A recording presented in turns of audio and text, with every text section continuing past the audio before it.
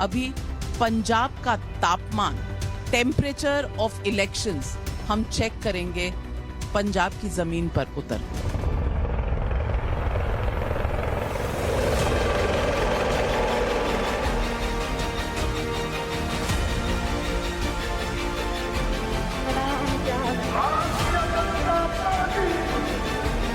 गरीबा को वादे कर जाते, वोटा ले जाते, तुर जाते हैं।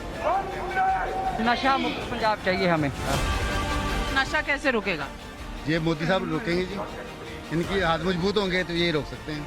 पता नहीं पंजाब की सरकार ने कैसी भूमिका निभाई है, मैं नहीं कह सकता। लोग कहते हैं बेरोजगारी भी मुद्दा, बेरोजगारी बहुत ज्यादा। कैप्टन ने तो जिन्ने वादे किए कोई नहीं पुगाया। तो अपना मुद्दा लेके उठ गए। नशा बंद करवा दें। कोई तकलीफ हैगी पंजाब में? नहीं जी, कोई नहीं। सानू तो यही वादे जी कमल दे फुल वाला भी। आइए चलते हैं पंजाब की जमीन पर और पंजाब में क्या है वोटरों का मूड, ये जानेंगे। आज हम इस रैली के दौरान 3 रैलियां भी अटेंड करेंगे और जाएंगे और इस पूरे दौर में आज पंजाब की खबरें भी लाएंगे, लेकिन यूपी का क्या तापमान है ये भी बताएंगे। उत्तराखंड और गोवा में चुनाव हो चुके हैं, मणिपुर में क्या है, अंतर्राष्ट्रीय बॉर्डर इश्यूज क्या हैं, ये सब भी हम आपसे पूछेंगे।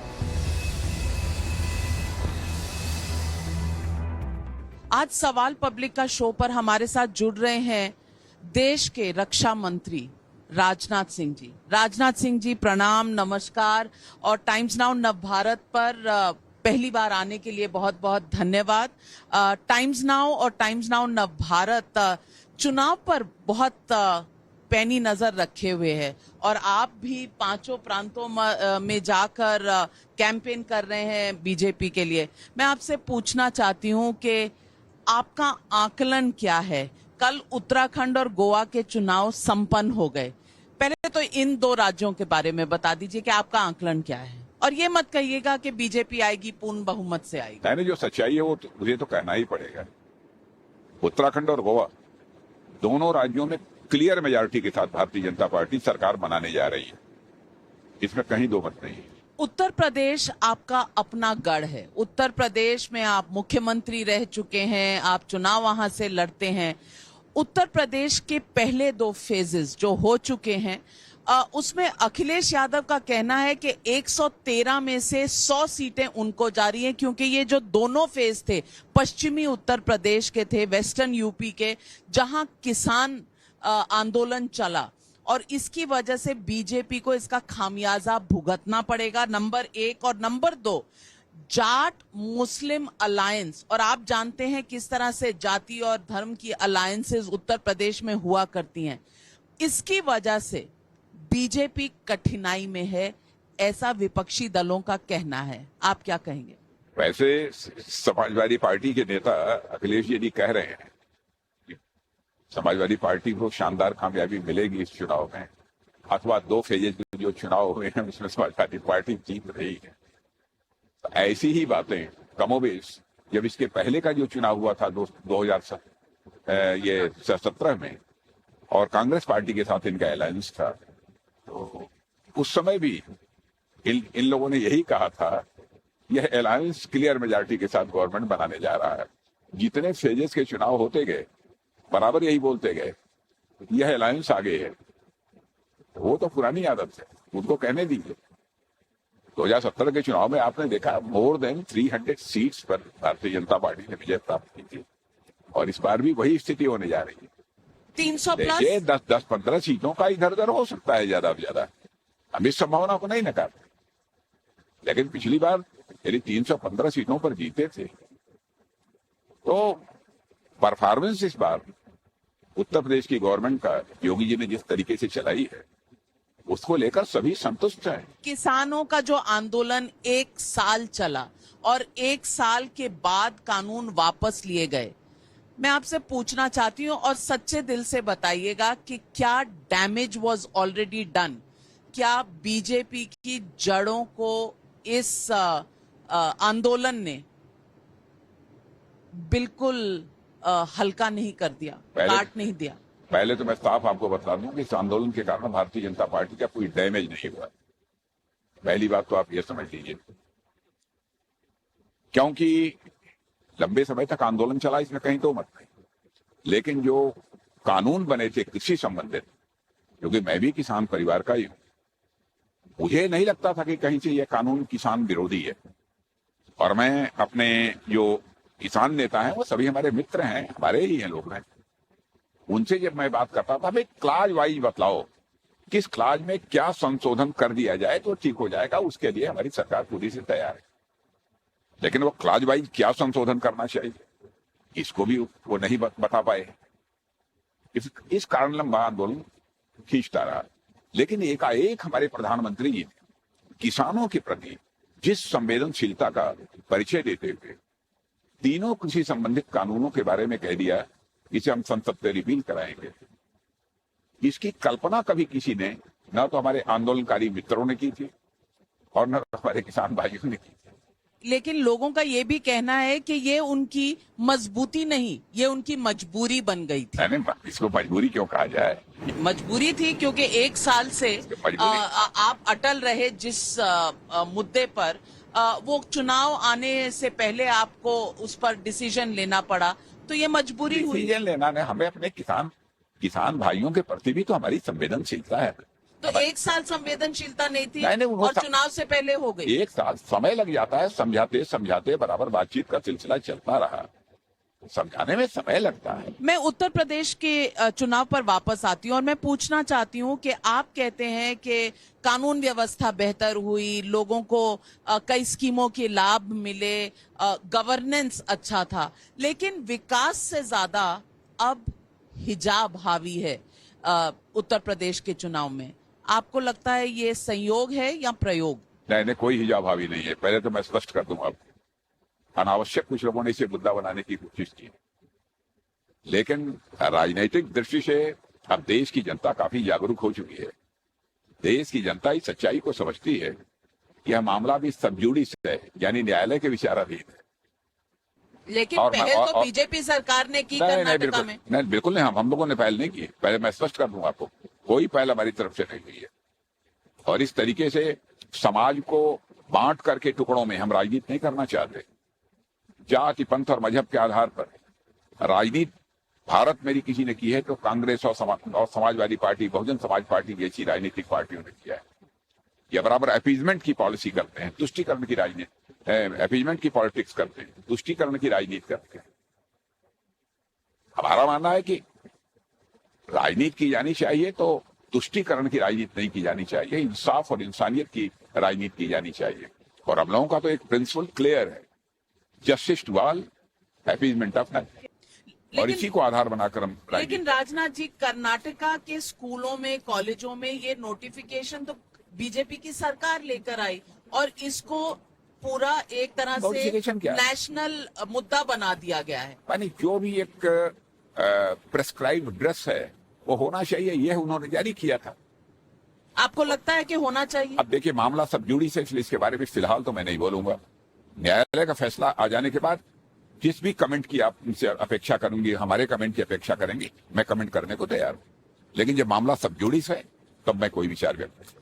मैं आपसे पूछना चाहती हूँ कि आप कह रहे हैं विकास की राजनीति, गवर्नेंस की राजनीति, तो ये जो 80 बनाम 20 है, ये गवर्नेंस की राजनीति है? गजवाए हिंद की जो चर्चा होती है, ये क्या गवर्नेंस की राजनीति है? जब केशव प्रसाद मौर्य बोलते हैं आकर कि राम की झांकी हो गई, काशी विश्वनाथ की झांकी हो गई, अब मथुरा बाकी है, तो ये क्या गवर्नेंस की बातचीत है? ये कौन से मुद्दे हैं? ये ध्रुवीकरण के नहीं है? मुझे लगता है कि स्टेटमेंट्स का कभी कभी रॉन्ग इंटरप्रिटेशन किया जाता है। कहने का उद्देश्य कुछ होता है, कुछ लोग उसको अपने तरीके से समझ लेते हैं। लेकिन मैं भारतीय जनता पार्टी के बारे में स्पष्ट रूप से कहना चाहता हूं, जो हमारी विचारधारा है, जो हमारी फिलॉसफी है, जो आइडियोलॉजी है, उस आधार पर मैं कहना चाहता हूं, समाज को टुकड़ों में बांटकर राजनीति करना यह हमें कतई स्वीकार नहीं। कास्ट, क्रीड, रिलीजन के बेस पर हमारी पॉलिटिक्स किसी भी सूरत में नहीं हो, क्योंकि हम राजनीति केवल गवर्नमेंट बनाने के लिए नहीं करते हैं। हम राजनीति करते हैं, देश बनाने के लिए राजनीति करते हैं। हम समाज बनाने के लिए राजनीति करते हैं। मैं पूछना चाहती हूं, तो कानपुर देहात में कल प्रधानमंत्री ने रैली करी थी और उसमें ये कहा गया, जो टिप्पणी थी तृणमूल कांग्रेस की एक नेता ने कहा कि हमने नॉर्थ बंगाल में एमजीपी के साथ अलायंस किया है ताकि हम हिंदू वोट बांट सके। मैं पूछना चाहती हूं, प्रधानमंत्री ने उत्तर प्रदेश पर जब इस पर टिप्पणी की तो कहीं ना कहीं क्या बीजेपी को डर है कि हिंदू वोट बटेगा, जो 2017 में, 2019 में, 2014 में आपके साथ था, और इसीलिए शायद लोग सवाल भी उठाते हैं कि ध्रुवीकरण दोनों तरफ से हो रहा है। पहले तो मैं आपको स्पष्ट कर दूंगा, हिंदू, मुस्लिम और ये जाति, वह पात, यह सब सारे सवाल आप मुझसे करेंगे तो मैं दिल से इस प्रकार के प्रश्नों का उत्तर देने का मैं पक्षधर नहीं हूं। हमारा दिल गवारा नहीं करता है, क्योंकि हम जाति पाति और पंथ की राजनीति जीवन में न मैंने की है और न करेंगे, न तो हमारी पार्टी ने कभी किया है, न कभी हमारी पार्टी करेगी। ये आप कैसे कह सकते हैं, क्योंकि ओबीसी लीडर, कास्ट अलायंसेस आपने स्टिच अप किए थे उत्तर प्रदेश में। आप स्वामी प्रसाद मौर्य को या धर्मेंद्र चौहान को लाए थे, तो एक कास्ट को स्टिच अप करने की कोशिश की थी। यह तो कोई भी राजनीतिक पार्टी करेगी। आर्थिक आधार पर जो लोग पिछड़े रह गए हैं, जो अब तक वंचित रह गए हैं, उनका भी प्रॉपर रिप्रेजेंटेशन होना चाहिए। इसकी चिंता यदि भारतीय जनता पार्टी करती है टिकट देते समय, उसमें क्या बुरा है। अब उसको जाति से आप जोड़ दें तो मैं समझता हूं भारतीय जनता पार्टी के साथ ये इंसाफ नहीं होगा। तो आप कह रहे हैं कि उत्तर प्रदेश के चुनाव में जाति या धर्म होता ही नहीं? हम लोग भारतीय जनता पार्टी नहीं मानते, और किसी भी सूरत में जाति, पंथ और मजहब की राजनीति हमको स्वीकार नहीं।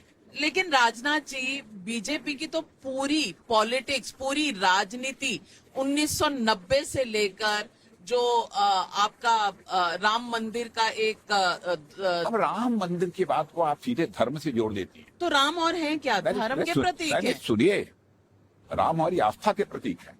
मर्यादा पुरुषोत्तम भगवान राम हमारी श्रद्धा के प्रतीक है। और यह बात सच है कि अयोध्या में उनका भव्य मंदिर था, विदेशी आक्रमणकारियों ने आकर उसे तोड़ा है, बाबर ने तोड़ा है। इस सच्चाई को कोई नकार नहीं सकता। और जब हमारी आस्था है, भगवान राम कहीं पैदा हुए थे तो वहीं पैदा हुए थे, तो वहां पर भव्य मंदिर के निर्माण के प्रति हमारी प्रतिबद्धता तो रहेगी ही रहेगी। इसको कोई नकार नहीं सकता। काशी विश्वनाथ को भव्य स्वरूप देने का काम, या विश्वनाथ कॉरिडोर बनाकर हमारे प्रधानमंत्री ने जिस तरीके से उसे देश को समर्पित किया है, उसको इस नजरिए से नहीं देखा जाना चाहिए कि एक धर्म विशेष का मंदिर है, इस कारण जो है उन्होंने ऐसा कर दिया। इस नजरिए से नहीं देखा जाना चाहिए। यह सब भारत की सांस्कृतिक विरासत है। भारतीय जनता पार्टी विकास भी करती है और देश की विरासत को भी संभाल कर रखती है, सुरक्षित रखती है। और आप जानती हैं, जो अपने जड़ों से कट जाता है, जो समाज जो अपनी संस्कृति से कट जाता है, अपनी विरासत से कट जाता है, उसकी हालत कटी पतंग की तरह हो जाती है। भारतवासियों को हम किसी भी सूरत में अपनी विरासत से नहीं कटने देंगे, अपनी संस्कृति से नहीं कटने देंगे और अपनी जड़ों से नहीं कटने देंगे। यह हमारा संकल्प है। हम पंजाब की तरफ जा रहे हैं, मैं आपसे पंजाब के बारे में भी सवाल पूछना चाहती हूँ।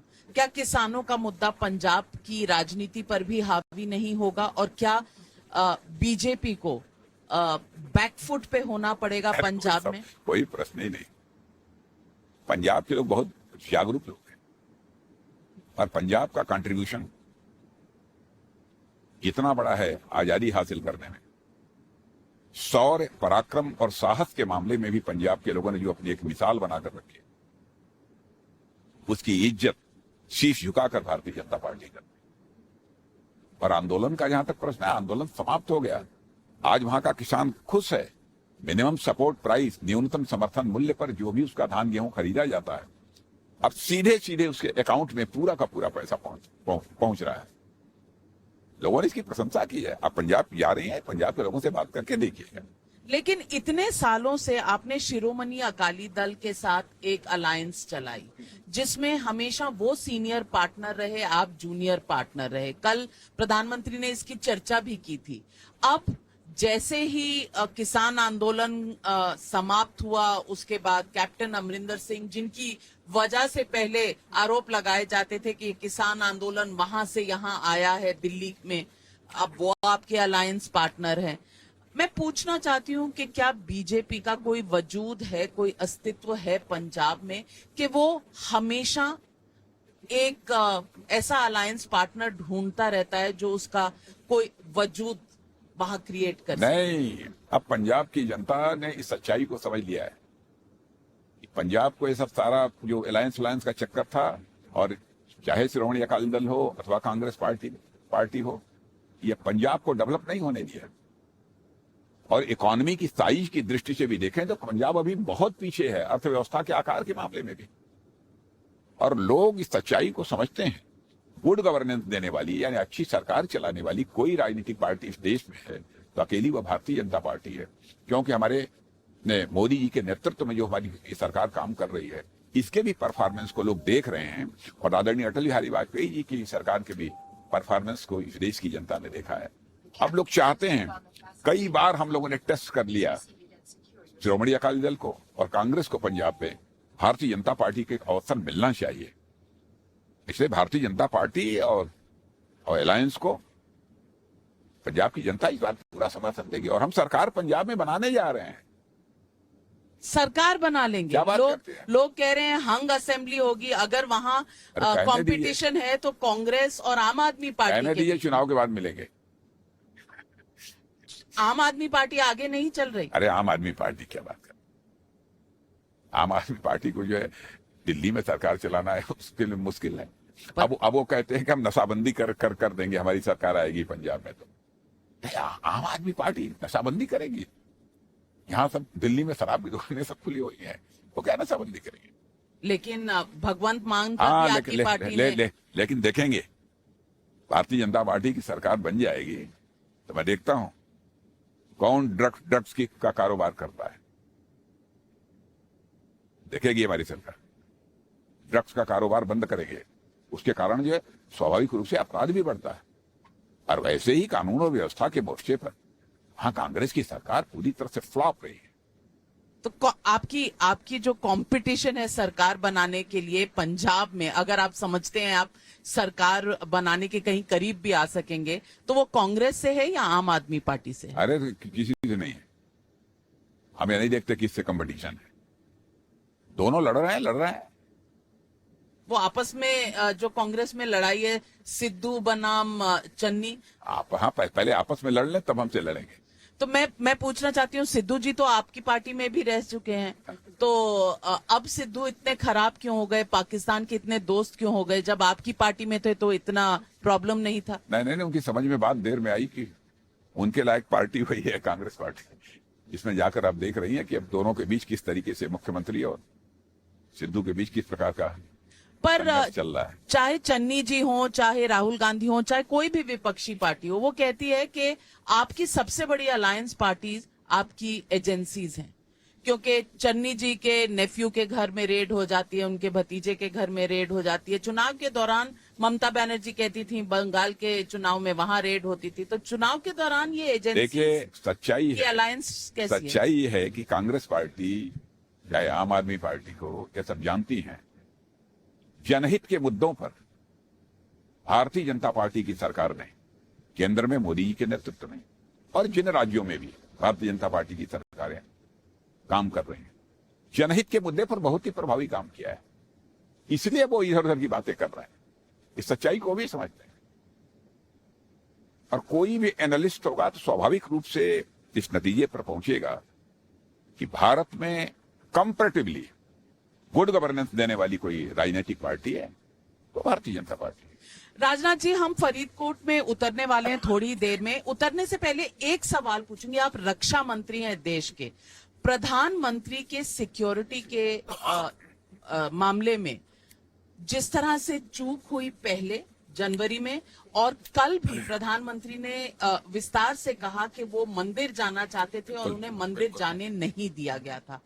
एक बॉर्डर स्टेट होने के नाते क्या आपको अंदेशा है कि पंजाब सिक्योरिटी के मामले में वल्नरेबल है?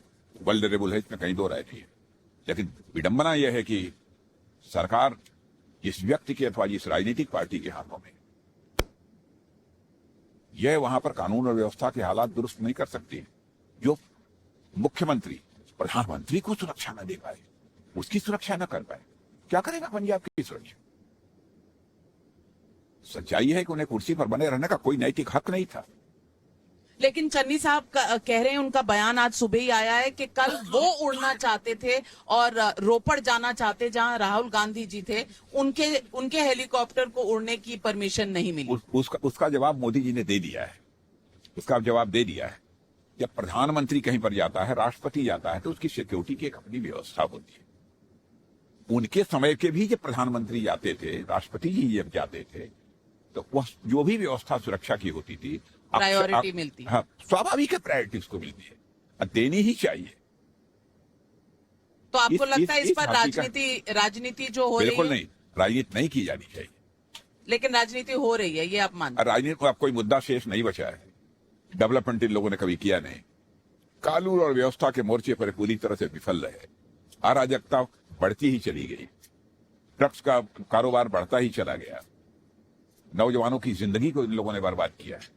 इतना बड़ा अपराध किया है कि ये पंजाब के लोग इस बार माफ नहीं लेकिन करेंगे। दलित मुख्यमंत्री हैं, इसलिए वोट दो, कांग्रेस पार्टी कहती अरे है। कोई सहारा नहीं बचा तो यही कहेंगे ना, और क्या कहेंगे? तो दलितों की तादाद ज्यादा है पंजाब में, तो नहीं, क्या ये फैक्टर है? हम उस आधार पर नहीं सोचते। अब इस भारत का, हमारा दलित समुदाय का व्यक्ति भी राजनीतिक दृष्टि से काफी जागरूक है। वह जाति पात के आधार पर अब वोट डालने वाला नहीं है। वह वोट डालेगा इस आधार पर कि इस देश का विकास कौन कर सकता है, नेशन बिल्डिंग में कौन अहम भूमिका निभा सकता है, कौन सी ऐसी राजनीतिक पार्टी है, उसी को अपना वोट देंगे। तो चलिए, अब फरीदकोट के लोग क्या कहते हैं और फरीदकोट में आपकी रैली क्या कहती है, ये देखेंगे जैसे ही हम नीचे उतरते हैं। और उसके बाद दौर है मुक्तसर का भी और डेराबस्सी का भी। अभी पंजाब का तापमान, टेम्परेचर ऑफ इलेक्शंस हम चेक करेंगे पंजाब की जमीन पर उतर।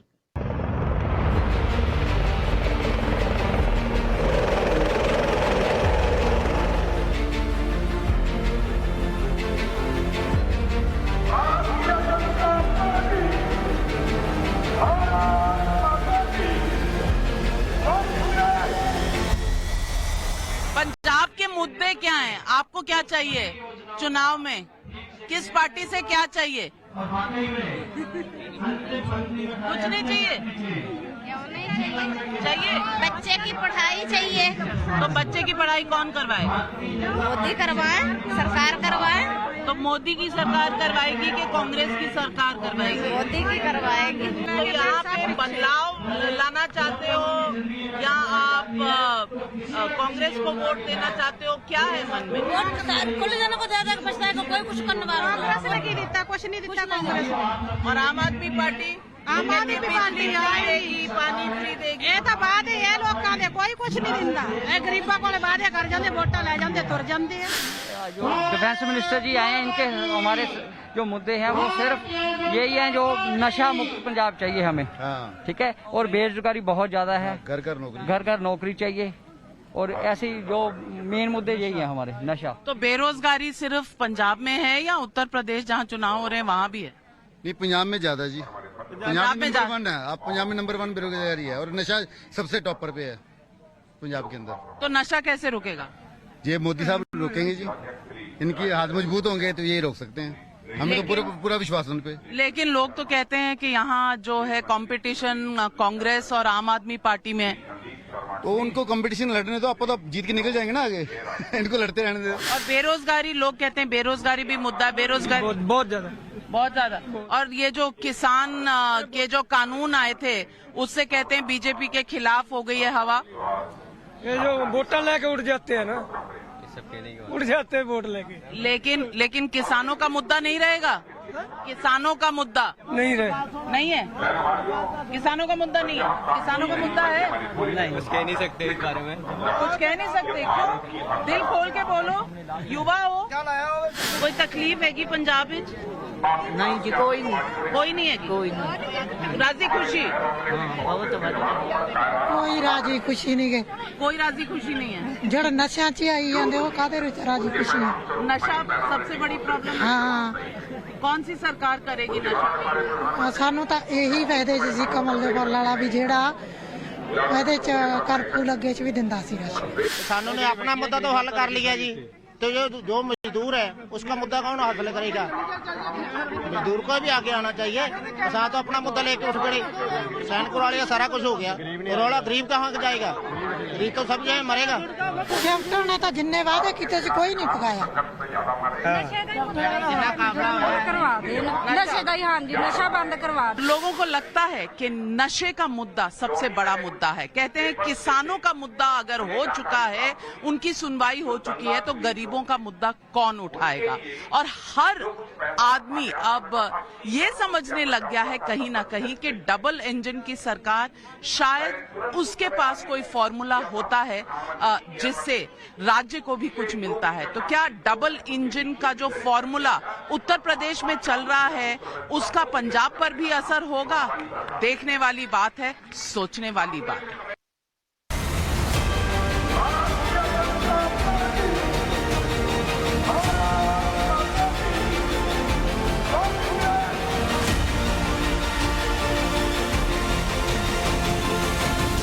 भाजपा पार्टी ने बहुत अच्छा काम किया है और हम चाहते हैं कि इसी की सरकार बने और आएगी भी नहीं की।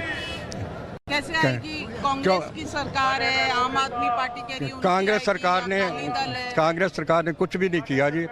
हमारे मुक्तसर के अंदर बहुत बड़ी प्रॉब्लम है, सीवरेज सिस्टम बस खराब है, सड़कें टूटी फूटी हैं। तो चन्नी ज्यादा पॉपुलर हैं, चन्नी साहब के सिद्धू साहब? वैसे चन्नी साहब ने जैसे अनाउंस किया है, अगर वो ऐसे काम करें फिर तो अच्छा, अदरवाइज नहीं। और आम आदमी पार्टी के भगवंत मान जी? वो भी अच्छे हैं, वो भी काम करना चाहते हैं, लेकिन अभी तक उनका कोई हमारे पंजाब में कोई ऐसी सिचुएशन नहीं बनी है, ना ही उनका कोई काम किया है उन्होंने। कांग्रेस ने कोई नहीं किया। कैप्टन साहब तो 4.5 साल कोठी चों निकले ही। हाँ जी, हाँ चन्नी साहब ने काम चंगे किए, फिर लोग ना जुड़े, पर यही अकाली दल ना जुड़े। सिद्धू साहब तो ठोको ताली है कला। हाँ जी, अकाली दल ਨੂੰ ਪਾਉਣੀ ਹੈ। अकाली दल? हाँ जी। सबसे बड़ा मुद्दा महंगाई का है जी। हाँ, महंगाई का ज्यादा है। तो यहाँ मुद्दे की है कि मुद्दा ये है कि मैडम देखो, मुद्दा ये होना चाहिए कि सबसे ज्यादा महंगाई कम होनी चाहिए। इतने परेशान है लोग, सबसे ज्यादा महंगाई तो इतने ही उठा रखी, भगवान से भी ज्यादा महंगाई है। इंदिरा गांधी के वेले 45 रुपए का सिलेंडर सी, थोड़ा 1000 रुपए का कितों ले लू? 300 रुपया बंदा दिहाड़ी वाला, 300 रुपया दसो मैनू। सिलेंडर के दाम आपने तो बीजेपी का लगाया हुआ है, तो सिलेंडर के दाम तो सेंटर से होते हैं। तो कर सकते हैं ना, बात तो कर सकते हैं, बात तो कर सकते हैं ना। सिलेंडर की बात करें या कुछ करे, हम भी गरीब आदमी हैं, हम मुलाजिम हैं, किसी भी जगह पे काम ड्राइवरी करता हूँ मैं। 1000 रुपए का सिलेंडर कैसे ले लूंगा मैं? तो किसकी सरकार? ये बनेगी झाड़ू की, झाड़ू आएगी, झाड़ू ऐसी बाजी पलटानी है तो बस। तो आपका क्या मुद्दा है? झाड़ू को वोट देंगे जी। झाड़ू को वोट दोगे? ये तो देखने के लिए है, वोट देंगे जो हमारे मुक्तसर का काम करेगा। आपका वोट है? हाँ कितने चलो साल के हो? चलो ठीक है, मेरी वोट नहीं है, मेरे घर के नहीं, वाले कितने? मेरी 18 की। तो बन गया वोटिंग कार्ड? जो मेरा नहीं बना, ठीक है, मेरे घर का तो है। कौन आप करोगे बच्चे? 25 साल हो गए, कदे काली कदे कांग्रेस कदे काली विच बीजेपी ਨੂੰ ਵੋਟ ਪਾਵਾਂਗੇ। ਸਾਰੇ ਪੰਜਾਬ ਦੀ ਆਵਾਜ਼ ਝਾੜੂ ਆਮ ਸਾਰੇ ਝਾੜੂ ਲੈ ਕੇ ਜਾਊਗਾ ਜੀ, ਕੁਐਸ਼ ਹੈ। रैली बीजेपी की कुछ लोग देखने आए हैं, चॉपर जो अभी उतरा है राजनाथ सिंह डिफेंस मिनिस्टर का, और कुछ लोग कह रहे हैं कि बीजेपी अकेली शायद सरकार नहीं बना पाएगी। तो आइए पूछते हैं महिलाओं का क्या ख्याल है। की तकलीफा ने पंजाब बहुत तकलीफा की तकलीफा दसांगे इत्थे पंजाब दियां। वोट पा देवांगे, फुल ਨੂੰ ਪਾਵਾਂਗੇ। ਹਾਂਜੀ, ਇਹ ਨਰਿੰਦਰ ਮੋਦੀ ਦਾ। नरेंद्र मोदी का? ਹਾਂਜੀ। कांग्रेस की सरकार रही, उन्होंने काम किया? कुछ नहीं किया, ये किसी ने भी नहीं किया। ते साड़ी कोई संभाल करूगा ना ਉਹਨੂੰ ਪਾਵਾਂਗੇ ਹੁਣ ਅਸੀਂ। ਸਾਡਾ ਗਰੀਬਾਂ ਦਾ ਭੈਣ ਜੀ ਕਿਸੇ ਨੂੰ ਨਹੀਂ ਕੀਤਾ, ਬੇਟਾ ਕਿਸੇ ਨੂੰ ਨਹੀਂ ਕੀਤਾ। ਅਸੀਂ ਗਰੀਬਾਂ ਦਾ ਕੰਮ ਹੋਵੇ ਅਸੀਂ ਸਾਰੀ ਵੋਟ ਵੀ ਦੇਾਂਗੇ, ਸਪੋਰਟ ਵੀ ਕਰਾਂਗੇ। ਸਾਡੇ ਮਕਾਨ ਕੱਚੇ ਸਾਰੇ ਹੈ, ਪਾਣੀ ਚੋਂਦੇ ਗਏ। पर गरीब कल्याण योजना, गैस सब मिलता है कि नहीं? है जी, गैस मिली थी जी। और गरीब कल्याण योजना में अनाज, हमारा मकान टूटा पड़ा कोई ना सुने, 3 बार फार्म भर दिया कोई नहीं सुनता। मैडम की कल्याण के गरीब 1000 रुपए का मिलता है, 1000 रुपए का सिलेंडर मिलता, की कल्याण के खावांगे कि सिलेंडर भरावांगे। तो अनाज मिलिया सी के नहीं खान नु? मिला था, हाँ मिला। 6 महीना बाद 5 किलो कणक, कितना मेमरा ने कितना 5 किलो कणक मेमरा का गैल। कौन सी सरकार देती है? कौन सी सरकार देती है अनाज? अनाज मोदी देता है, मोदी। हाँ मोदी। मुद्दे क्या है यहाँ पे? आपको क्या चाहिए सरकारों से? अपने को तो यही चाहिए मोदी साहब। मोदी साहब और चन्नी सिद्धू? नहीं जी, नहीं। सिद्धू तो पंजाब का है। नहीं इस बारी कांग्रेस ਨੂੰ ਨਹੀਂ ਦੇਣਾ? नहीं जी, क्यों नहीं देना? ना जी ना उन्होंने देने। और तो साडी गल ही नहीं सुनते जी, वोटा लेके जाते रहते 5 साल, साड़ी कोई बात नहीं पहुंचता। रोड पे पानी इतना है, सीवरेज की लाइन का कोई बेनिफिट नहीं है। ਵੀ ਜਿਹੜੀਆਂ ਜ਼ਿਮੀਂਦਾਰਾਂ ਨੂੰ ਪਾਉਣੇ ਹੈਗੇ ਆ 2-2000 ਰੁਪਇਆ ਜਾਇਦਾਦ ਆਇਆ ਨੂੰ, ਉਹਨਾਂ ਨੇ ਕੱਲ ਸਾਡੇ ਪਿੰਡ ਖਰਸਾਣਾ ਦੇ आज दबाओगे कि सीवरेज डालोगे वहाँ पे? मुद्दे पंजाब की जमीन पर, कोई कहता है पढ़ाई, कोई कहता है महंगाई, कोई कहता है सीवरेज का कोई अरेंजमेंट नहीं है, कोई कहता है कि इस वक्त नौकरी और गरीबी सबसे बड़ी मुसीबत है आम जनता के लिए। पर हाँ, एक तरह से जो लोग कह रहे हैं कि अनाज तो मिला लेकिन गरीबी अभी भी कमर तोड़ है। गरीबी मुद्दा होगा या गवर्नेंस, पता चलेगा पंजाब में जब वोट पड़ेंगे 20 फरवरी को। राजनाथ जी, आपने 2 रैलीज कर ली, एक फरीदकोट में, एक मुक्तसर में, और आपने एक चीज वहां स्टेज से कही और आपने कहा कि चन्नी जी एक ऐसे सेनापति हैं जिनके आगे पीछे सेना नहीं है। इस बात से आपका निशाना किस तरफ था? निशाना किसी के ऊपर साधने का मेरा उद्देश्य नहीं था। सच्चाई है कि किसी चीफ मिनिस्टर को जिस तरीके से अपनी कैबिनेट का सपोर्ट होना चाहिए और अपनी पार्टी का सपोर्ट होना चाहिए वो नहीं है, क्योंकि आपस में ही पार्टी अध्यक्ष और चीफ मिनिस्टर दोनों बराबर जिस तरीके से लड़ रहे हैं तो मैं ही नहीं देख रहा हूं, बल्कि पंजाब और सारा देश देख रहा है। नवजोत सिंह सिद्धू की बात अगर होती है, मेरा ये मानना है कि जिस पॉलिटिकल पार्टी में डिसिप्लिन नहीं है वो पॉलिटिकल पार्टी गवर्नमेंट में आकर अपनी स्टेट का भला करेगी, इसकी कल्पना भी नहीं की जा सकती। नवजोत सिंह सिद्धू की बात होती है तो हमेशा उनके पाकिस्तान प्रेम की बात होती है। आप रक्षा मंत्री हैं, मैं पाकिस्तान प्रेम पर ये सवाल पूछना चाहती हूं कि कल इमरान खान साहब ने एक इंटरव्यू दिया CNN को और उसमें उन्होंने कहा है कि भारत को और पाकिस्तान को बैठकर कश्मीर का मुद्दा सुलझाना पड़ेगा। इस पर आपकी क्या राय? नहीं, देखिए, कश्मीर का जहां तक सवाल है, कश्मीर भारत का ही ये हिस्सा है। इस पर बातचीत क्या होगी? बहुत अन्य सारे मुद्दे हैं, बात उनको करनी है तो आतंकवाद के मुद्दे पर बात करें, अथवा पहले आतंकवाद समाप्त करें तब बात करें। पहले टेररिस्ट कैंप अपने यहाँ से समाप्त करें, आतंकवादियों को भारत भेजने का जो सिलसिला है उसको रोकें, इसके बाद बैठकर बातचीत कर लेंगे। बातचीत करने में कोई आपत्ति नहीं। राजनाथ सिंह, लेकिन अब जम्मू कश्मीर के इशू पर क्या बात करेंगे? बात करनी है तो पाक ऑक्युपाइड कश्मीर पर बात होनी चाहिए।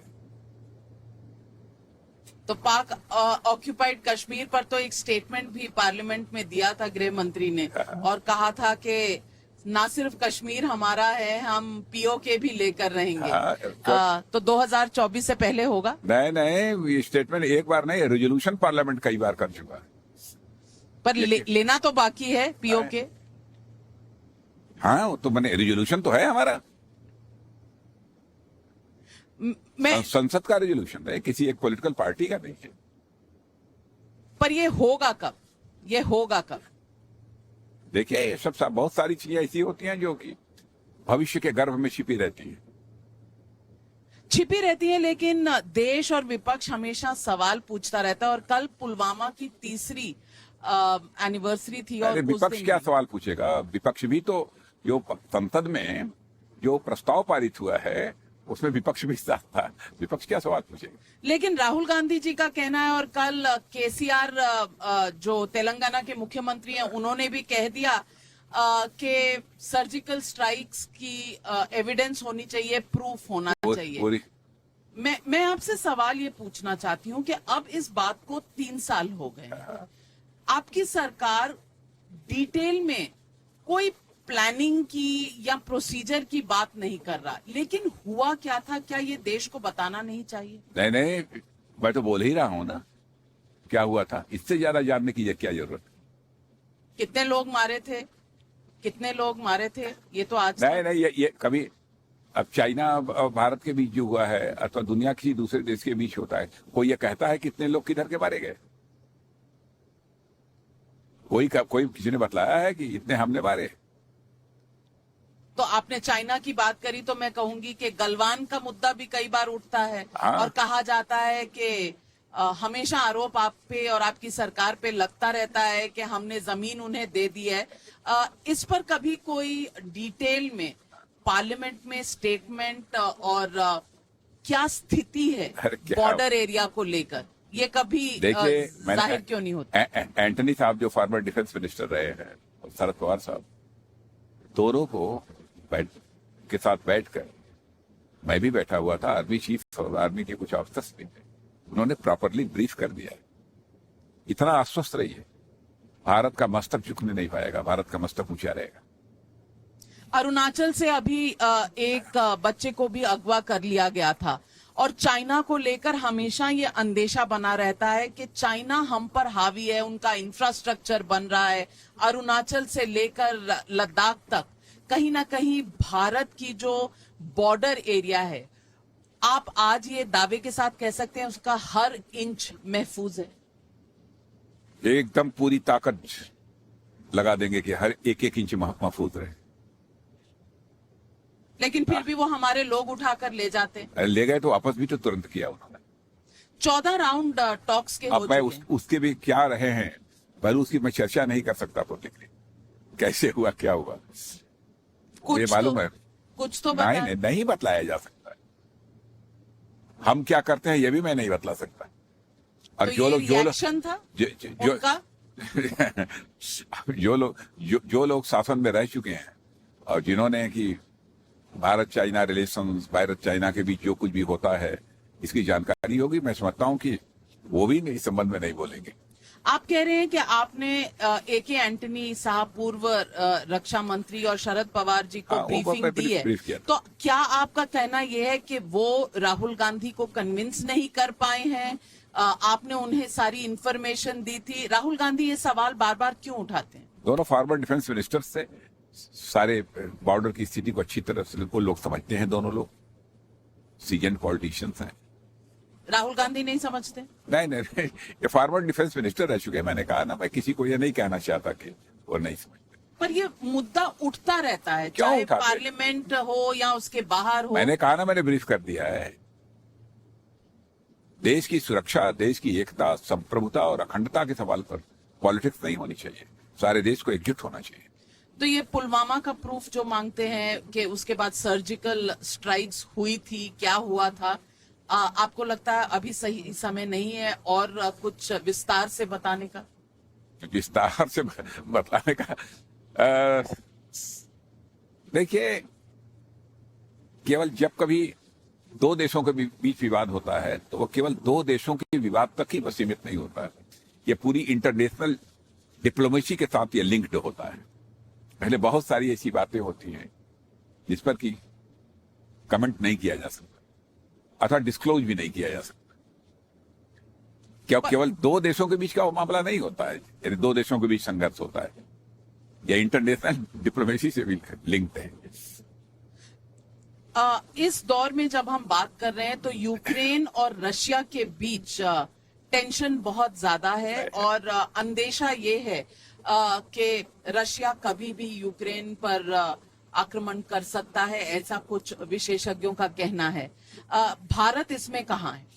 भारत यही अपेक्षा करता है कि सभी पक्ष संयम से काम लें, धैर्य न खोएं, समस्याएं हैं तो बातचीत के द्वारा उसे सुलझाने की कोशिश करें। और ये दोनों देश किसी तीसरे मध्यस्थ की आवश्यकता महसूस करते हैं, कोई उसमें मीडिएटर के रूप में आए, जिस पर सहमत हो उसको मीडिएटर भी मान सकते हैं अथवा आपस में बैठकर रिजॉल्व करें।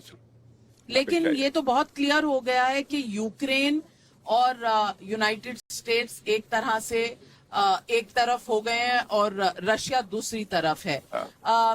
एक तरफ यूनाइटेड स्टेट्स ऑफ अमेरिका, एक तरफ भारत का पुराना दोस्त रशिया। भारत को अगर पोजीशन लेनी होगी तो क्या पोजीशन हो? यह काल्पनिक प्रश्न है, इसलिए इस प्रश्न का उत्तर नहीं दूंगा। पर ये इतना काल्पनिक भी नहीं है। मैंने है काल्पनिक कुछ इसमें से रशिया एक तरफ है, ये काल्पनिक नहीं है। यूएस और यूक्रेन एक तरफ है, ये काल्पनिक नहीं है। और दोनों में टेंशन इतनी बड़ी क्या करेंगे, कैसी परिस्थितियां पैदा होंगी, जो भी एक जिम्मेदार राष्ट्र की का रोल होना चाहिए, उसी जिम्मेदार राष्ट्र की ही हम भूमिका निभाएंगे। लेकिन भारत एक रिस्पॉन्सिबल, दोनों तरफ आपके एलाइज हैं, एक तरफ यूएस, एक तरफ रशिया। एक को चुनना पड़ेगा तो कौन बड़ा दोस्त है? तो मैंने कहा ना कि रिस्पॉन्सिबल स्टेट का जो रोल प्ले करना चाहिए वो रोल प्ले करेंगे। राजनाथ जी, मैं पूछना चाहती हूँ कि पिछले 2.5-3 साल होने वाले हैं जब से आप रक्षा मंत्री हैं, सबसे बड़ा चुनौतीपूर्ण आपके लिए समय कौन सा था इन 2.5 सालों में? हर चुनौती का मुकाबला करने की यदि दिल में कुव्वत है ना, कोई चुनौती बड़ी नहीं लगती। लेकिन इस वक्त दूसरी चीज, हमारा प्राइम मिनिस्टर भी बहुत ही मजबूत कलेजे का प्राइम मिनिस्टर। लेकिन जब सब लोग कहते हैं, विपक्ष कहता है कि 56 इंच कहाँ गए, 14 राउंड टॉक हो गए लोगों को कहीं भ्रम नहीं होना चाहिए। 56 इंच का सीना था, वो 56 इंच का है, और वही 56 इंच का सीना जहां कार्रवाई करने की जो जरूरत होती है उसमें कभी पीछे नहीं रहता। उसने कदम उठाए हैं, इफेक्टिव स्टेप्स रहे हैं, कामयाबी हासिल की है। हमारे देश में अमर जवान ज्योति को लेकर भी बहुत कंट्रोवर्सी रही है। क्या ये जरूरी था कि अमर जवान ज्योति बुझाई जाए और उसे वॉर मेमोरियल में लिए जाए? कोई कंट्रोवर्सी नहीं, कंट्रोवर्सी तो थी, बुझाई नहीं गई। वहां की लौ लागत दोनों एक जगह स्थान पर मिला दिया गया। क्या ये जरूरी था? क्या ये जरूरी था? नहीं, मैं कहता हूं कि एक स्थान पर है तो क्या बुरा है। और वहां पर उनका नाम भी नहीं था, हमारे जो शहीद हुए थे। वो जो बना हुआ है वहां पर पहले जहां था, उसमें तो कुछ पहले विदेशी जो उस समय जो ब्रिटिश फोर्स थी अथवा अन्य दूसरी फोर्सेस थी, उनके लोगों के नाम है। यहाँ पर तो हमारे देश में जितने भी अब तक शहीद हुए हैं देश की रक्षा करते हुए, सभी का पूरा नाम अंकित है। वही ज्वाला हमारी जलती है। तो राजनाथ जी, जब कांग्रेस पार्टी कहती है कि वो छत्तीसगढ़ में अमर जवान ज्योति दोबारा बनाएगी, तो क्या ये पॉलिटिकल पॉइंट है, राजनीतिक मुद्दा है, या ये एक ईगो टसल है? बहुत ही दुर्भाग्यपूर्ण यह है कि इस प्रकार के इश्यूज पर भी कंट्रोवर्सी क्रिएट करने की कोशिश की जाती है। कंट्रोवर्सी नहीं क्रिएट की जानी चाहिए। और शहीदों के प्रति तो किसी एक पॉलिटिकल पार्टी को क्या, सारे देश को नतमस्तक रहना चाहिए उनके सम्मान में। आपकी पार्टी पर यह भी आरोप लगता रहता है कि आप जनता के मुद्दे नहीं उठाते। महंगाई हो, बेरोजगारी हो, गरीबों को किस तरह से सहूलतें पहुंचानी है, लेकिन आप नेशनलिज्म, पेट्रियोटिज्म, राम कृष्ण, इन चीजों के मुद्दे उठाने की क्या बात। हम तो सत्ता में हैं, हम करते हैं। आवास की समस्या गरीबों की, उसके लिए किया है। गैस सिलेंडर पहुंचना चाहिए, उसके लिए किया है। लेकिन आज भी जनता में लोग कहते हैं कि गैस सिलेंडर बहुत महंगा है। सुनिए, बिजली उनके घरों में पहुंच रही है, इसकी हम व्यवस्था करते हैं। आयुष्मान भारत का कार्ड उनकी सेहत को ठीक रखने के लिए करते हैं, मुफ्त में सुविधा मुहैया कराते हैं। हर घर में नल होना चाहिए, नल में जल आना चाहिए। किसी माता बहन को कुएं अथवा किसी जलाशय में जाकर और कई घड़े सिर पर रखकर पानी भर के जो घर लौटने की नौबत न हो, वह करते हैं। कई ऐसी योजनाएं हैं, यानी सब पर यदि डिटेल में मैं चर्चा करूंगा तो कई घंटों लग जाएंगे। मैं पूछना और चाहती इतना ही नहीं, जब लोग अनएम्प्लॉयड हो गए हमारे मजदूर भाई, जब कोविड पेंडेमिक के दौरान, माने महामारी 100 वर्ष के अंदर ऐसी महामारी कभी नहीं आई। एक संकट देश के सामने पैदा हुआ था, तो उसके कारण हमारे कम से कम गरीब लोग जो बराबर काम करते हैं और अपनी किसी तरीके से रोटी प्राप्त करते हैं, उन लोगों को राहत देने के लिए मुफ्त राशन महीने में 2-2 बार देने का काम सरकार कर रही है। तो भाषण देने से काम नहीं होगा, राशन देने से काम होगा। राशन देने, भाषण नहीं राशन चाहिए लोगों को। बहुत सही कहा आपने। राजनाथ जी, दुर्घटनाग्रस्त जो हेलीकॉप्टर हुआ था जिसमें chief of defence staff Bipin Rawat ji का देहांत हुआ, उसके बाद से अभी तक सरकार ने शायद फैसला नहीं किया है। नए चीफ ऑफ डिफेंस स्टाफ कब तक इस पर फैसला होगा? जनरल बिपिन रावत जी का जो भी और उनके मिसेज श्रीमती जी का जो निधन हुआ, उसके अतिरिक्त भी हमारे कुछ फोर्स के लोग जो अधिकारी और जवान थे, सचमुच उससे सदमा पहुंचा हम लोगों को, इस तरीके से वो एक्सीडेंट हुआ। लेकिन नए सीडीएस की नियुक्ति होगी, प्रतीक्षा करिए। काम सफर नहीं कर रहा है, काम चल रहा है, लेकिन होगी नए सीडीएस की नियुक्ति। पर नियुक्ति कब तक, कोई समय सीमा? मैंने कोई समय नहीं बता सकता, गवर्नमेंट का काम है, जब करना होगा करेंगे।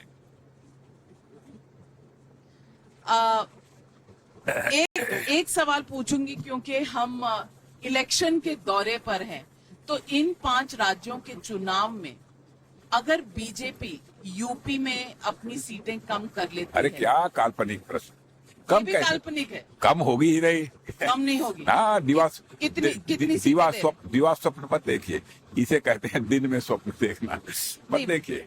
अखिलेश जी को तो कृष्ण जी का स्वप्न आया था, उसमें वो जीत रहे थे। मैंने वो चुनाव में आया होगा उनको। तो कितनी सीटें आएंगी बीजेपी को? बीजेपी को कितनी सीटें? हमारे भी एक सांसद है, उनको भी स्वप्न आया था। तो कितनी सीटों का स्वप्न आया था? स्वप्न आया था एकदम बिल्कुल क्लियर मेजॉरिटी। और उनको जो स्वप्न आया था, मुझे नहीं आया था, हमारे यहाँ के जो सांसद हैं उनको जो स्वप्न आया था, राज्यसभा के सांसद हैं, उनको स्वप्न आया था कि इतनी सीटें पिछली बार प्राप्त हुई थी, कमोबेश वही सीटें रहे।